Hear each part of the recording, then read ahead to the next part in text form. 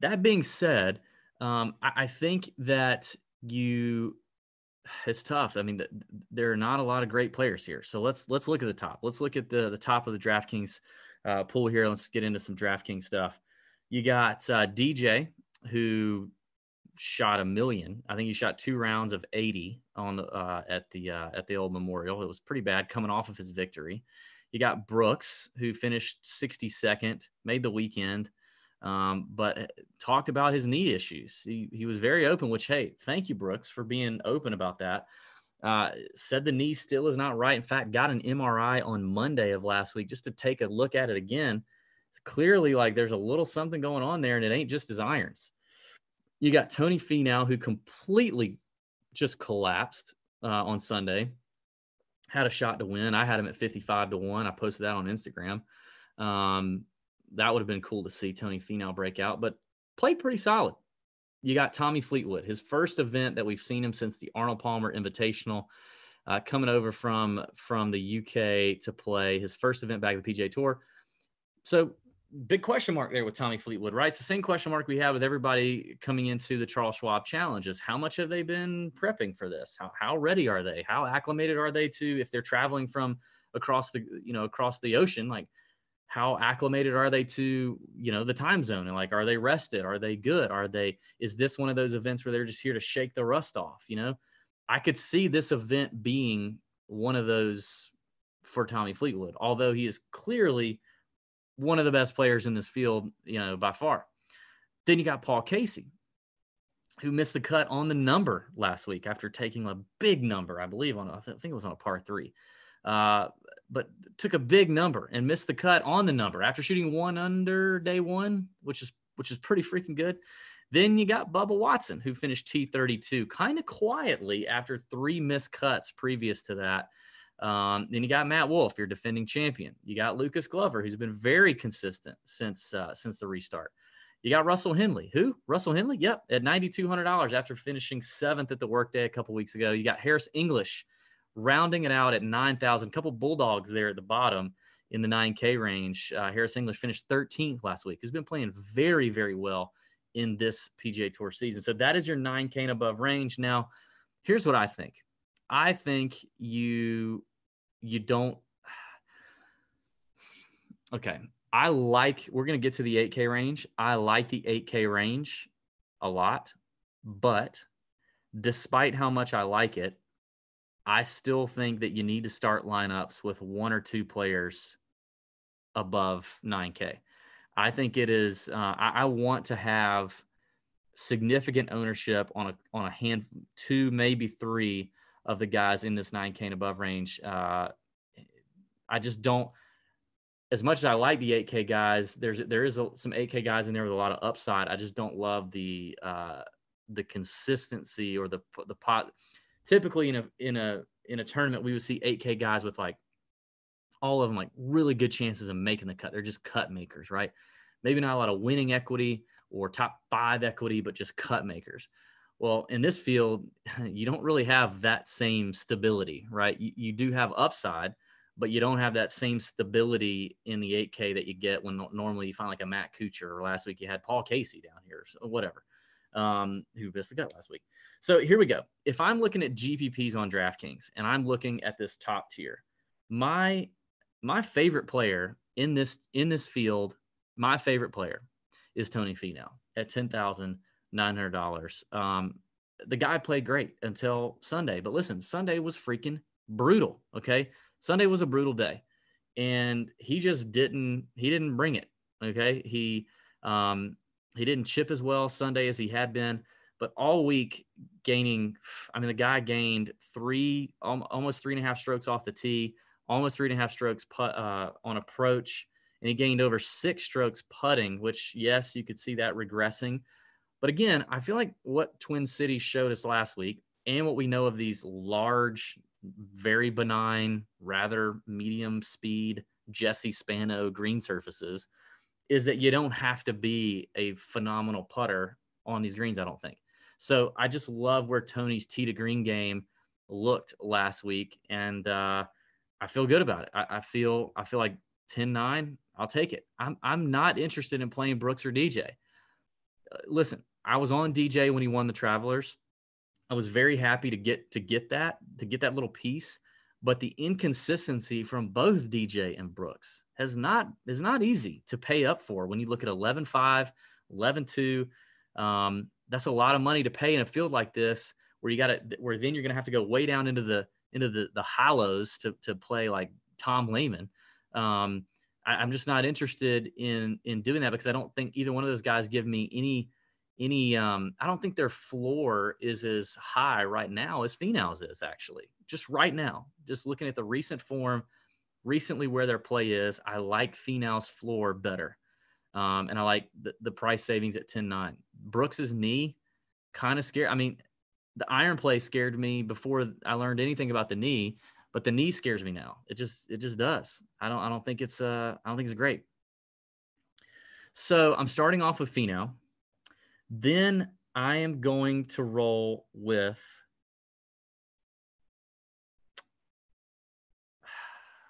I'm going to go with Paul Casey. Missing the cut on the number from one bad hole, I think you can always throw out. But you talk about an incredible ball striker, a tee to green guy. In fact, I mean, statistically, over the short term, even he's probably. I mean, he's an incredible ball striker. His best putting surface is bent grass. If you look at the putting splits, he loses strokes putting on Bermuda and POA.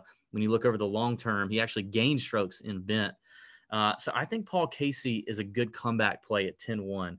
So I like him a lot in tournaments. And then I'm going to go with Harris English. I'm going to drop down to 9,000. I'm going to pay up for my Bulldog, Harris English, who has shown that he can play well in a Jesse Spano field or a Kelly Kapowski between senior year and freshman year of college field.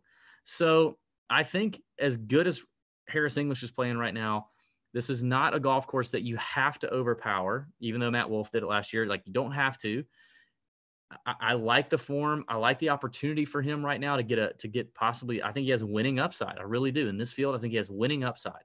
So to get that at 9,000 with his form, and I feel like his floor is very low and a safe floor, I like that for Harris English in terms of tournaments. I also like him in cash. I'm going to start my cash lineups. If I'm playing a double up or a 50-50, I'll start comfortably with Harris English. I think he makes a cut. I think that's very doable for him. By the way, I didn't mention this. I'm not looking hardly at all at last year's 3M Open results. Don't care. Don't care if you missed a cut. Don't care if you're DFL. You won. I don't care. Not looking at it. But I do want to go back up and talk about Fleetwood.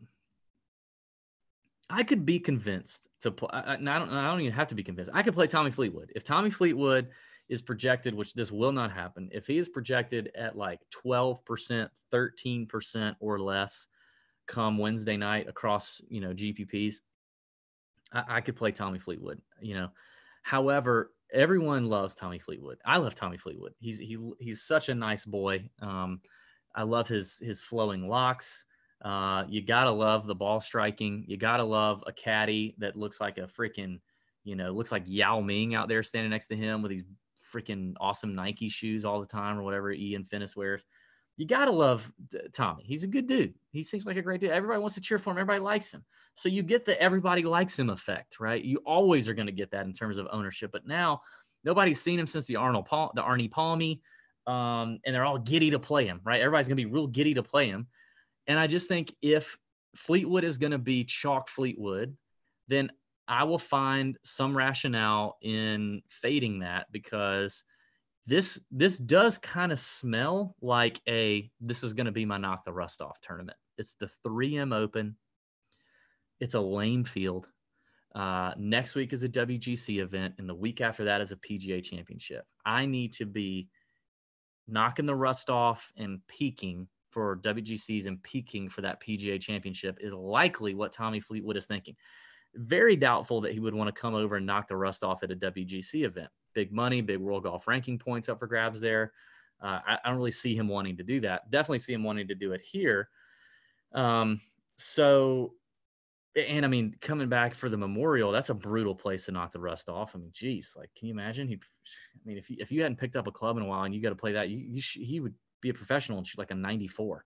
No, he wouldn't do that. But I just think if he's projected super chalky, I think you can find that reason and plant your flag there. If I have to look at a statistical metric, if you look over kind of the short term here with Fleetwood, he can make some bogeys here and there, but other than that, he's very solid. He doesn't putt well on bent.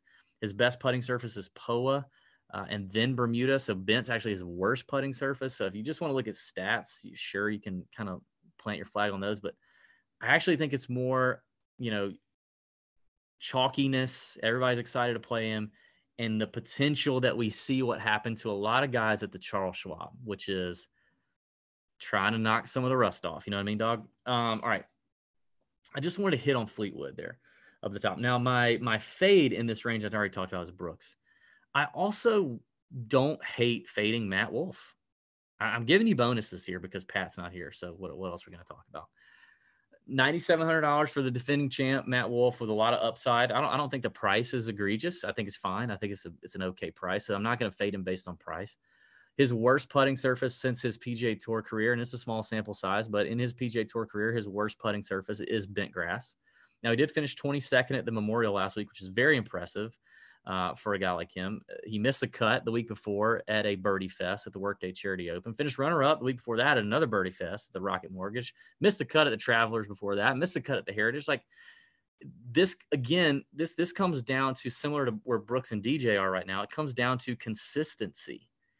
It's what kind of consistency, how low is the floor for this player?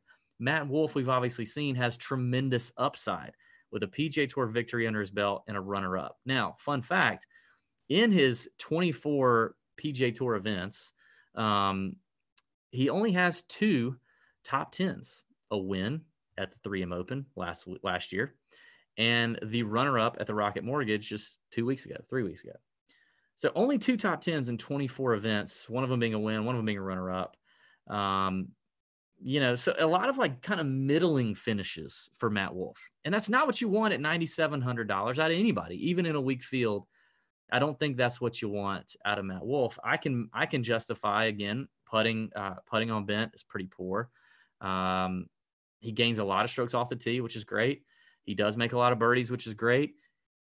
Since the restart, he is 70th in this field in bogey avoidance, not good. He's 77th in greens and regulation gained, not good, and 81st in strokes gained approach, also not good. Iron play just hasn't been great.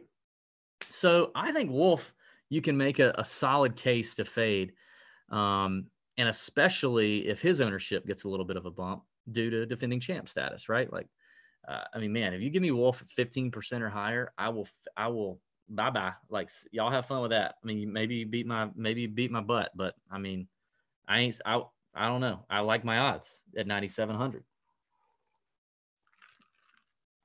All right. That's enough of the 9K range. Let's move to the 8K range on DraftKings. Hang on one second. I have to turn my air conditioner on because it is 1,011 degrees out in here. Hang on. All right, let's get to this. We're having fun yet, folks? We having fun yet? Oh, man, I tell you. Oh, Pat. When I was on vacation, I did the podcast. Who's the diva in this relationship? Who do you think the diva is here? All right, let's talk 8K range. I'm going to turn my hat around for this one. Now, oh, man. This is a tough range here. Okay, first of all, Brendan Todd at 8,300 is out. He's got one of those O's next to him. Brendan Todd is out. It goes Brian Harmon, Ryan Moore, Patrick Rogers, Luke List, Sam Burns, Norlander, Redmond, and Eric Van Rooyen at 8,800. Pretty high upside group here. Lots of high upside. Not great floors to some of these guys. Not high floors. Definitely some trunk slammer potential here, like heartbreaking trunk slammer potential here. When you talk about guys like Brian Harmon, you talk about guys like Patrick Rogers, Luke List, Sam Bern. I mean, literally almost all these guys have a ton of potential to really piss you off. They have rap sheets this long of like pissing people off because there's a lot of potential in these guys, and a lot of weeks they can totally pop, but then there's some weeks where they just can't. They just can't do it. So it's an interesting range for that reason, and it's really hard to nail this down. I got to be honest. I like Van Rooyen. I like Redmond. I still like Norlander, although, oh man, my boy Norlander, me and Norlander play some golf together, both at the home course of Champions Retreat. I'm very proud of that. You know, and for Norlander, this is his 6th event since the restart. He's played every event except the RBC Heritage, and I just he's the one that I look at the price and I'm like, oof, that's tough. But I still kind of like him. Sam Burns, I like Sam Burns. Luke List, I like Luke List. Patrick Rogers, I'm starting to get that. Oh, do I really want to play Patrick Rogers this week? Oh my God, I'm gonna ranch water all over myself.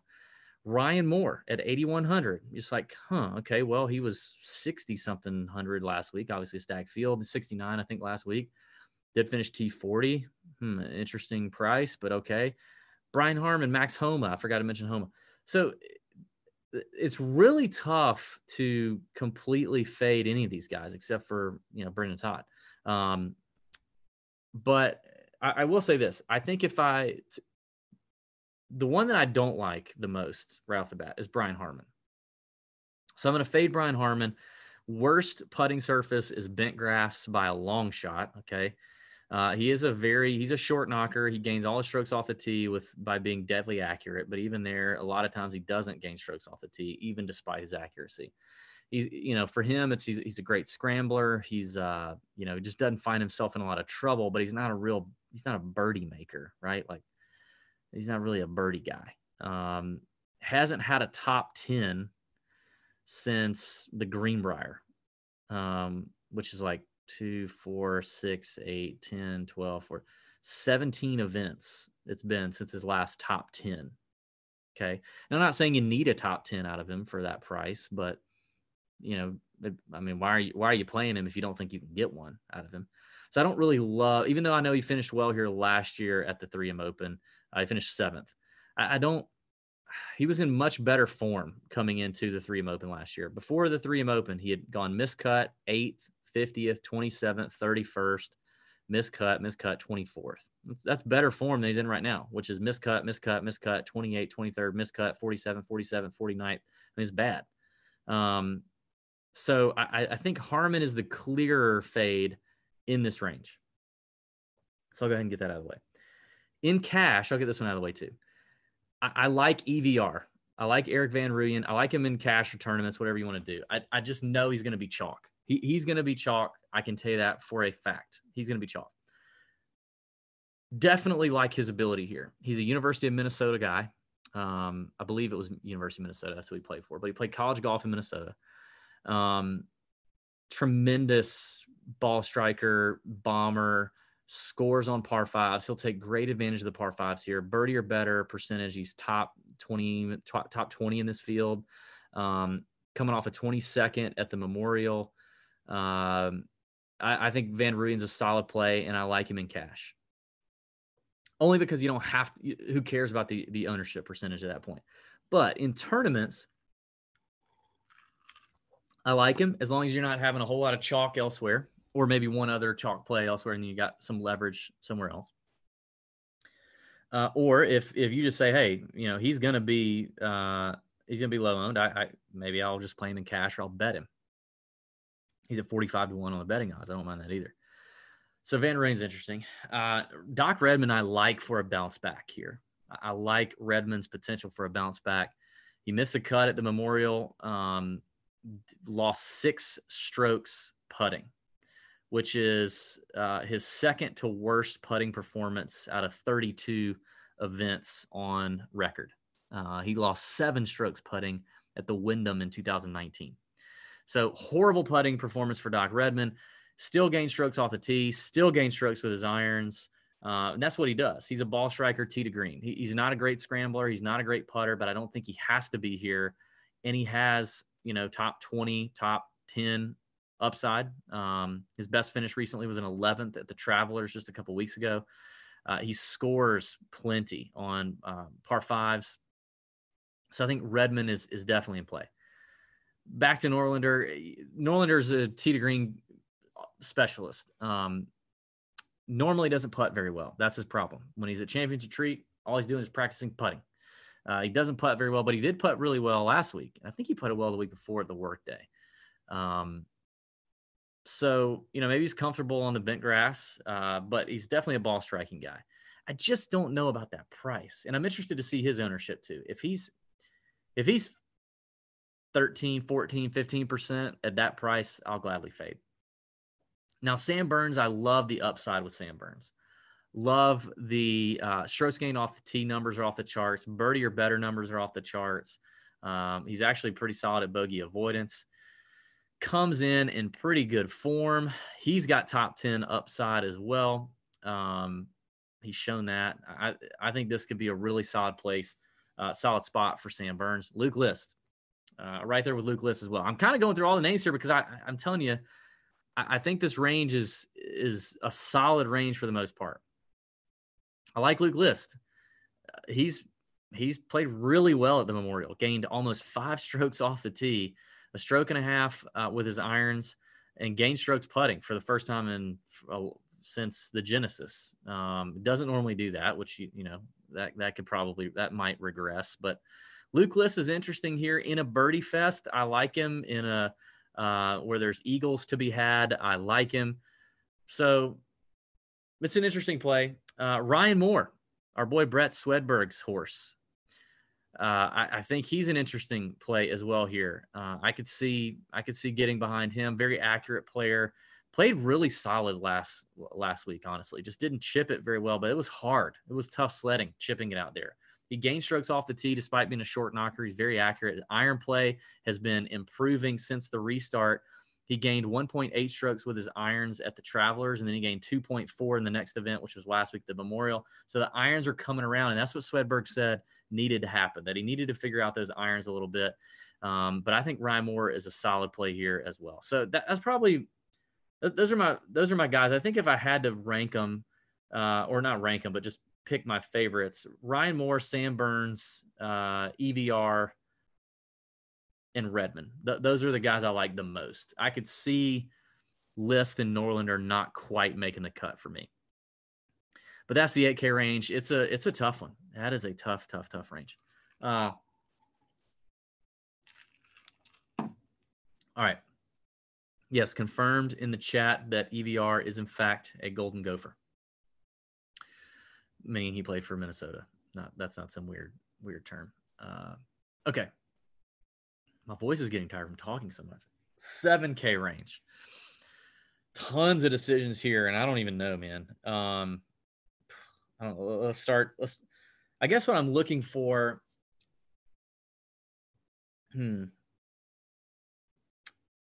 I guess what I'm looking. Obviously, you're looking for guys who can score, who can get red hot, take advantage of the par fives. Your birdie makers, right? And guys with top 10 upside, top 20 upside. And I think the two guys right up at the top, the two at 7,900 give you that. Jonathan Vegas, Sepp Straka, both flashing some form lately. Neither played really well in their last outing. Sepp had a horrible Sunday at Memorial, which is really what tanked him. But tee to green, he's been very solid tee to green, gaining strokes off the tee. And I think Sepp's an interesting play. I think Johnny V's an interesting play. I think both with top 10 upside. Both actually putt their best on bent grass. Obviously, Sepp Straka has a little bit smaller sample size, but both putting well on bent grass. I mean, Sepp had a T8 finish at the Rocket Mortgage 3 weeks ago and a T14 at the Workday right after that. Those were both birdie fests. And I like him bouncing back from a T61 last week, basically because of really one super bad round in really tough conditions. I like the bounce back. Chris Kirk, I'm kind of like, okay, maybe I could hop on Chris Kirk. His name just kind of seems like a guy, just won on the Korn Ferry Tour. So he's won recently, even though it wasn't on the PGA Tour. He won on the Korn Ferry Tour. That's always a positive. I mean, this is like in between a Korn Ferry field and a average PGA Tour field. So, Will Gordon. I might want to get back on Will Gordon. I was scrolling through the names today. I was looking at some stuff, and I was like, I may want to hop back on the Will Gordon bandwagon. He finished third at the Travelers just a few weeks ago in his first event back. And then he pissed off a bunch of people when he miscut at the Rocket Mortgage the very next week. He's a bomber. He gains a lot of strokes off the tee. And I don't know. I think he's got some upside, or he wouldn't have finished third at the Travelers. He finished 10th at the RSM back in the fall. So he's kind of a boomer bust guy, which I think in a field this week, even in the high sevens, that's kind of what you're going to get. You're not going to get a whole lot of like low floor or high floor. I really feel like this guy's just going to make the cut kind of guy. You don't get that feeling with a lot of these guys. You need the high upside guys. So, I mean, here's his performance on the PGA Tour in his 7 tournaments since September. Miscut last event, 3rd, 21st, miscut, 10th, 55th, miscut. So, I mean, if he's not missing the cut, he's finished 55th, which isn't great, 21st, which you would take here, 10th, or 3rd. So definitely a high upside guy with Will Gordon. I think he's interesting. Carlos Ortiz, he played okay here last year. He's kind of a okay guy. Scott Stallings is interesting to me. We saw Scott come out and play pretty well when we first opened back up, 48th at the RBC, 6th at the Travelers. Now he feels like a guy that may have a high floor, a higher floor. Like I would feel pretty good about Scott Stallings making the cut here. I really would. But tell you what, we usually get some inside info from his guy. So check out the Nut Hut on Wednesday night, and I'll let you know. But I do feel good about Stallings, and his tee to green game has been very solid since the restart. I actually feel like his floor is pretty good. Like, does Scott Stallings really have less of a chance in making the cut as Jonathan Vegas, Sepp Straka, Siwoo Kim? Probably not. So I think he's an interesting play. By the way, my fade in this range is going to be Siwoo Kim. There's just, I mean, I'm not paying $7,800, whatever it is, for Siwoo Kim, who is just so dadgum unpredictable. I mean, at the Memorial last week, yes, he finished 18th. Okay, well, he gained 5 strokes with his irons, which the last time Siwoo Kim has gained that many strokes with his irons was June of 2018. Okay, like that rarely happens, and his irons have been absolute dog crap for most of the season. It comes down to consistency, and it comes down to where's their. Yes, I guess Siwoo has some upside, you could argue. I mean, he finished 11th at the Travelers. Before that, his last top 10 was in August. I mean, no consistency there whatsoever. I don't want to touch him. All right, as we keep scrolling here, Troy Merritt, somebody who a bunch of people in the Nut Hut last week tried to talk me into, and I did not. I refused. I refused to get on Troy Merritt last week, which I'm glad I did. He missed the cut. I know he played well at the Workday and the Rocket Mortgage, both birdie fest. Maybe that continues here. Although Troy Merritt's worst putting surface by far is bent grass. So maybe I don't love clicking Troy Merritt's name at 7,500, but meh. Like I just don't like clicking his name. It's great analysis, but it just is what it is. Keep scrolling here. Charlie Hoffman is kind of I guess what I'm doing is I'm showing you who's thumb stoppable right now. Who I'm willing to stop scrolling and take a gander at. Charlie Hoffman is one of those. Really solid tee to green guy. If he's got a little room off the tee, which he does here, I like. Finished 7th at the Workday Charity Open. The ball striking was pretty good. The putting was superb. And, he's a boomer bust guy. I mean, since the new season, he's got he's got a 23rd, he's got a 9th, he's got a 13th, a 7th, and then a bunch of miscuts and crap shows. But like, that's kind of what you're getting. So Charlie Hoffman at 7,400, you know, I don't hate it. I don't hate it.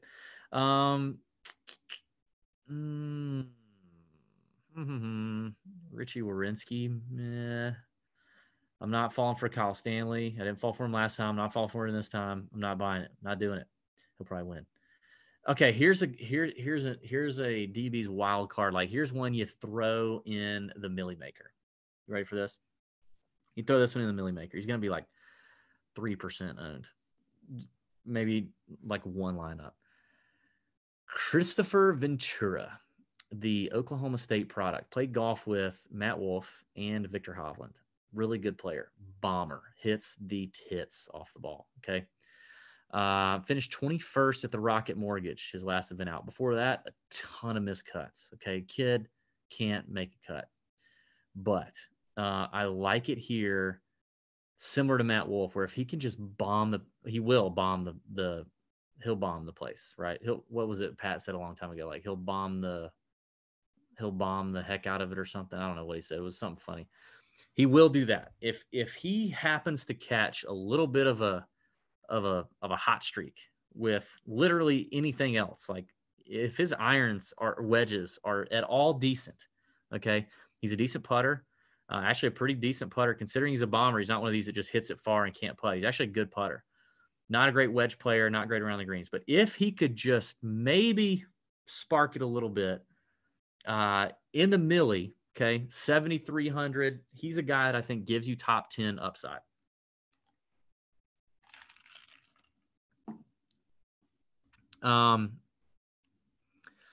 Keep scrolling. You come across a guy who I know I'm going to get a bunch of freaking questions about, and it's Bern Wieseberger, okay, who I have faded a lot, and it has paid off, by the way. I had a bunch of questions about him last week. I don't know who talks up Bern Wieseberger every freaking week, but somebody does it, and then it flows in the nut hut. And I'm sure I probably do it. Like, I'm sure I probably talk, like, who do I talk up a lot? I probably talk up, who do I talk up a lot that disappoints? I don't know. Whoever that is. And then you guys are going somewhere else and asking other people about it. And that person's going, who the piss is talking up so-and-so? But anyway, who the piss is talking up Bern Wieseberger all the time? Like, I get it.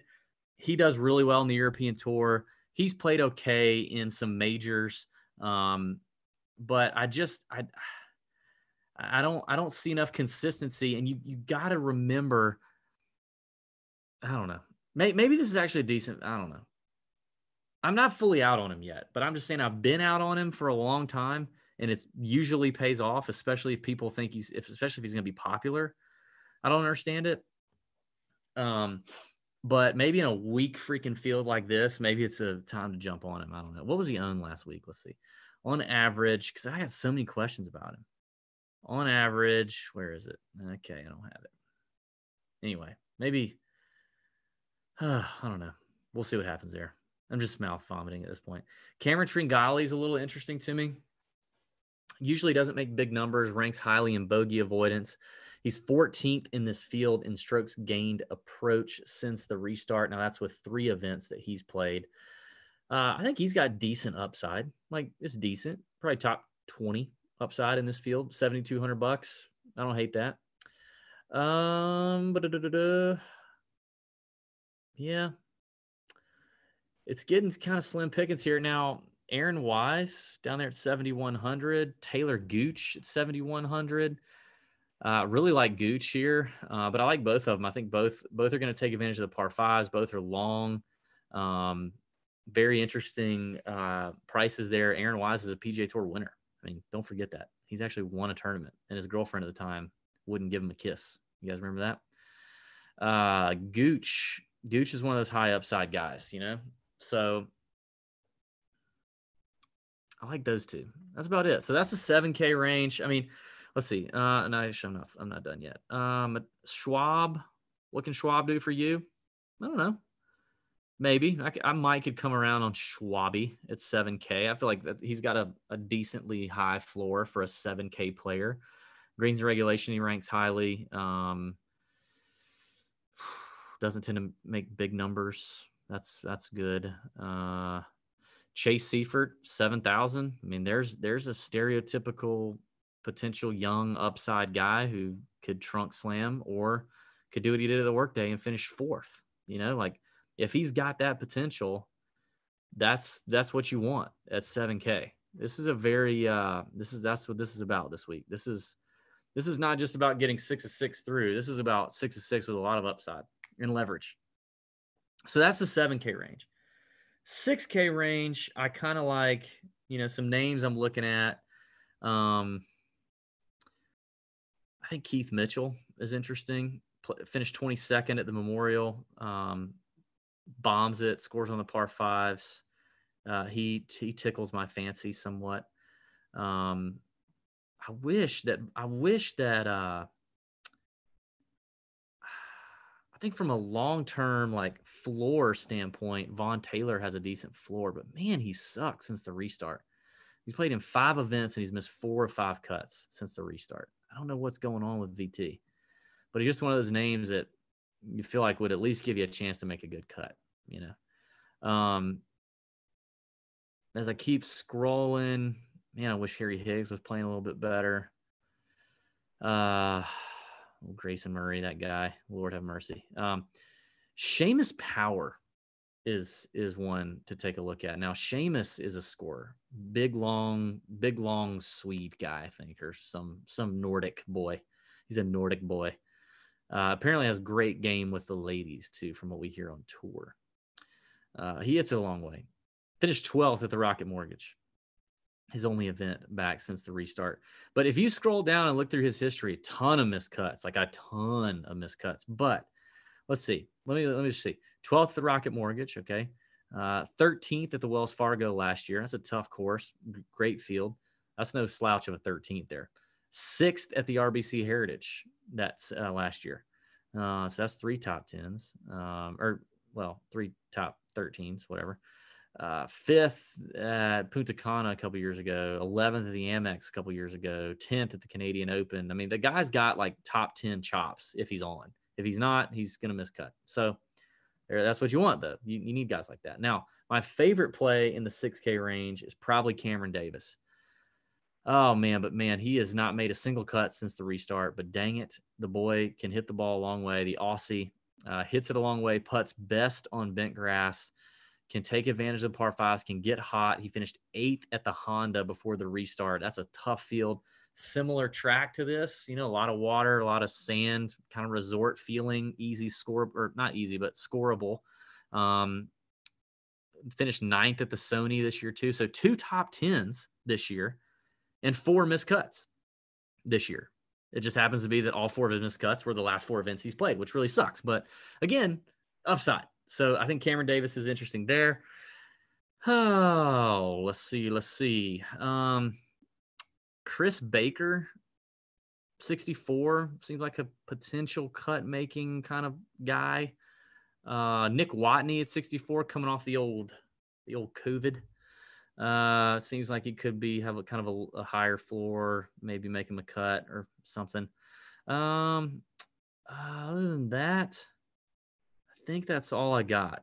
I don't think I see myself getting in the Nelson Ledezma, Tommy Two Gloves, I want a hooker category in the 6,100s. I don't really see that happening. So that's it. That's it for the picks for DraftKings.